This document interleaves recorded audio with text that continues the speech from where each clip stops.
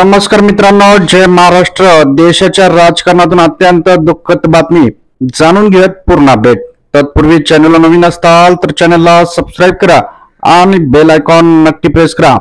पंतप्रधान नरेंद्र मोदी यांच्यावर कोसळला दुःखाचा मोठा डोंगर.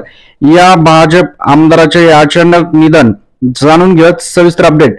केदारनाथ येथील भाजप आमदार शैलराणी रावत यांचे निधन झालेले आहे. मंगळवारी रात्री उशिरा येथील मॅक्स रुग्णालयात त्यांचे निधन झाले आहे. यावर पंतप्रधान नरेंद्र मोदींनी देखील शोक व्यक्त केलेला आहे. त्यांच्या जाण्याने पक्षाचे मोठे नुकसान झालेले आहे.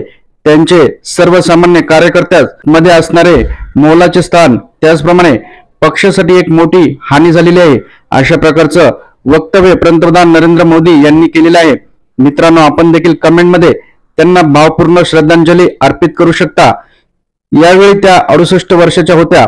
प्रकृती अस्वस्थ असल्यामुळे गेल्या काही दिवसापासून त्यांचे खासगी रुग्णालयात उपचार सुरू होते. तेव्हापासून त्या व्हेंटिलेटरवर होत्या, परंतु अचानक आज त्यांचे निधन झालेले आहे. मित्रांनो, आपण देखील कमेंटमध्ये श्रद्धांजली अर्पित करा. जय महाराष्ट्र.